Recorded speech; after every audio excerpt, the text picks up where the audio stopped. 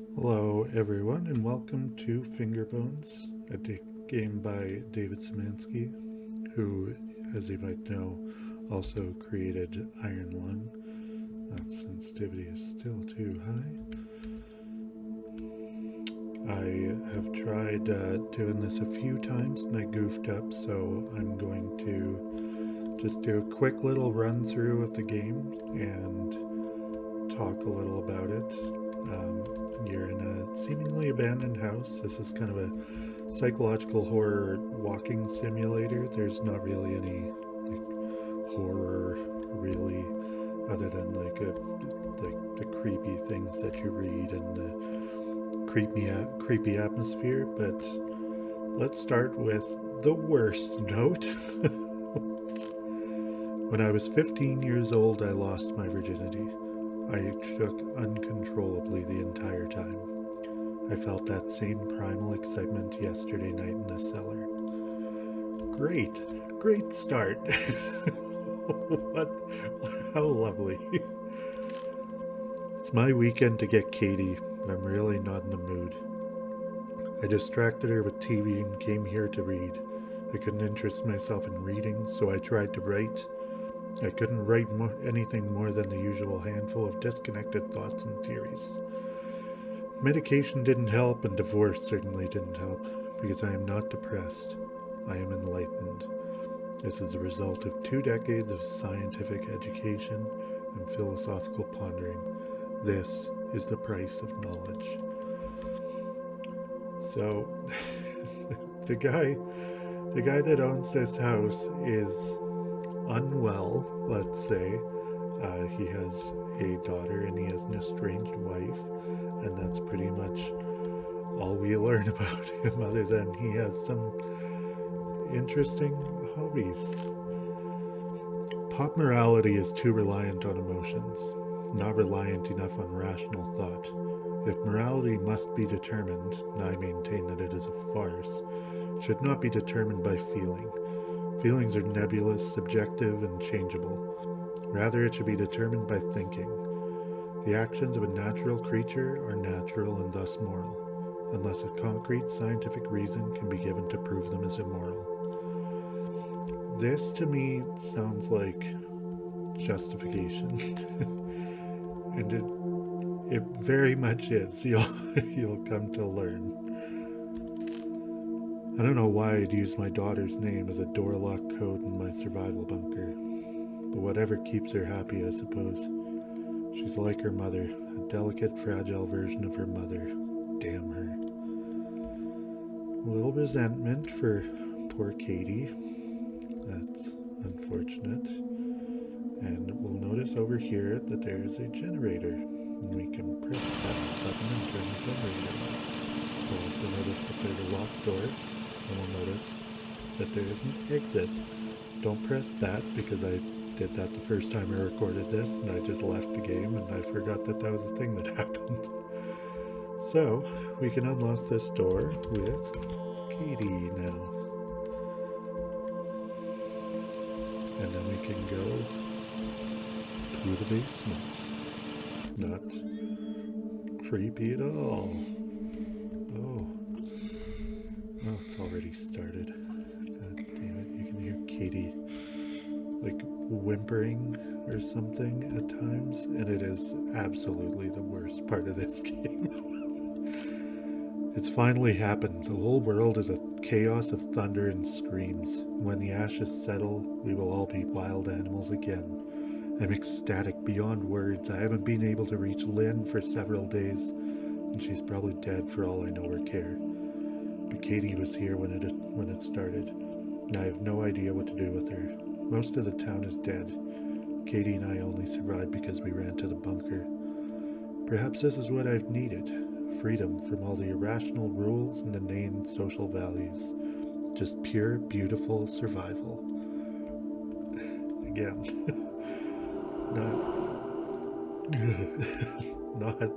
not great. Not an idyllic situation here. I boxed up everything that isn't practical and useful. I burned all the books that weren't for scientific edification. I'd like to store the boxes in the cellar, but I can't get them down the ladder by myself. I just piled them up near the hatch. The blood would probably ruin them anyways. There goes David Szymanski and his blood. The tool room has been renamed for years now. I can't bring myself to change it. There's our second code. And we can find...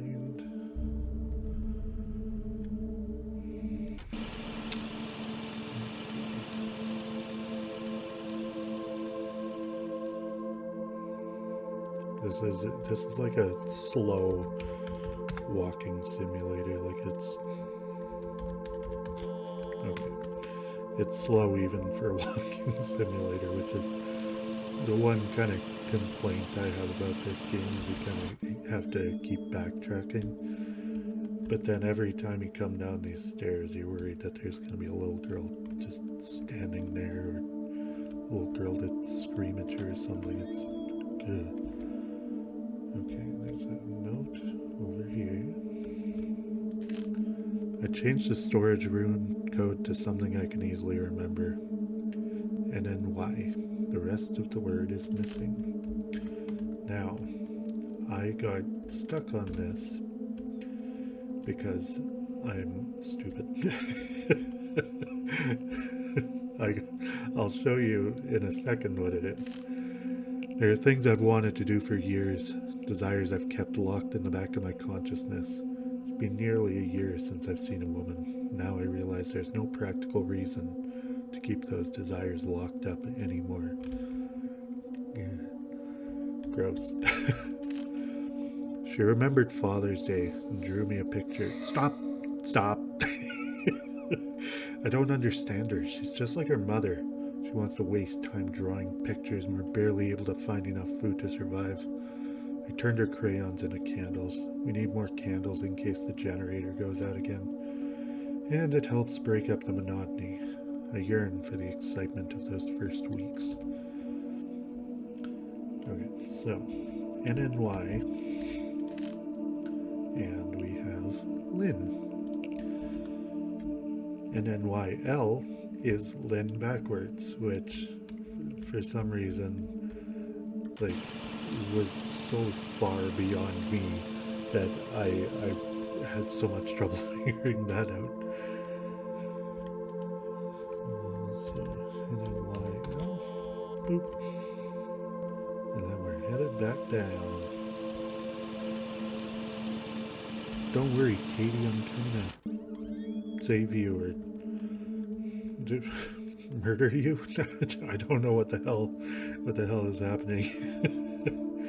The thing about this game too, and every David Szymanski game, is like it's so, there's not a lot happening, but you're just so eager to find what's happening and find answers and explore that like you want to look around more and you want to like find the notes, and you, even though you're just walking around, it's very, very good at keeping you into it. I am a bag of DNA. I exist to make more of myself. I married and produced a daughter because my genes demand reproduction. I wrote books and created... Stop. Because creativity served a survival advantage to my ancient ape ancestors. I built this place, took refuge in it, and spent hours thinking up silly little artificial laws to live by.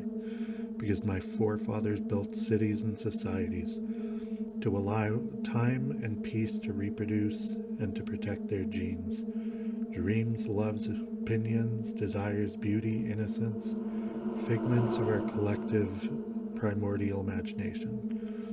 Fleeting electrical signals that fire across our synapses for a pointless moment in time. They used to serve a purpose, and now they're needless confusion. And here I am, the last man on earth for all I know, ready to be freed from them. Like, all of this is just so... it's just so... like, he's really just... eager for an opportunity to. There we are. He's eager for an opportunity to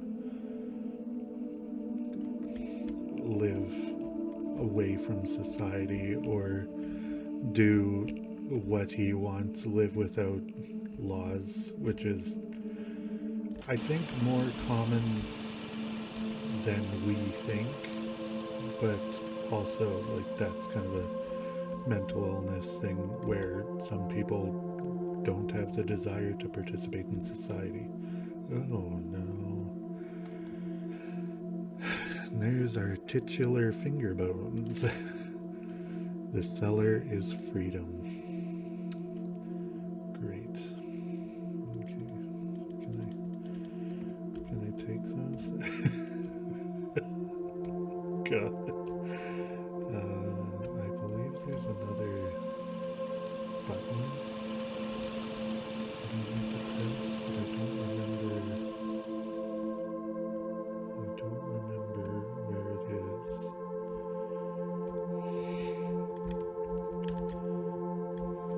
Okay, I thought it was in here, but it's just kind of difficult to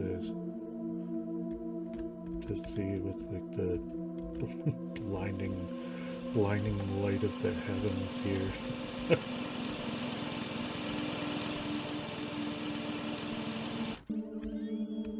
Okay, let's see where this takes us.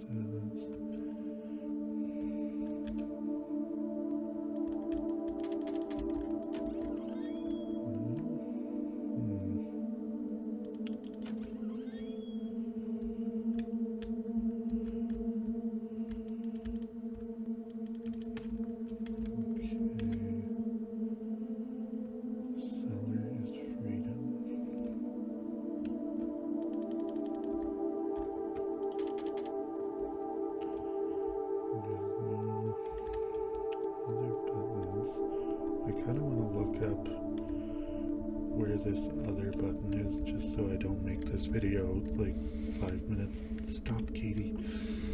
Stop. So I don't make this video too long. So if you will, there's something light up there. If you'll excuse me one brief moment, I'm gonna look at where that button is. Maybe I need to type freedom.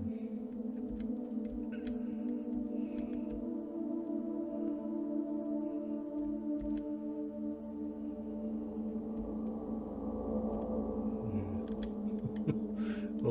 all the sound design is very spooky in this as well. Freedom. Yeah, that's a beep. That beep, unfortunately, doesn't sound like a good beep. It doesn't sound like a door unlocking. It sounds like you typed something wrong. So the first time I played this, I was like, what the hell? What am I supposed to do? Oh, no.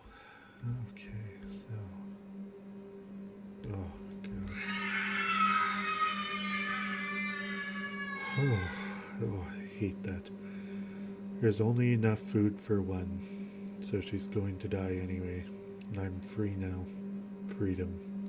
It took the end of all humanity for me to find freedom.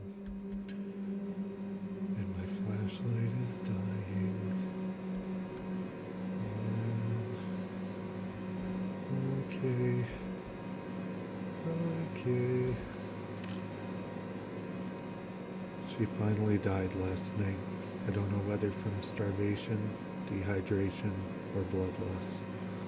I threw her body into the woods.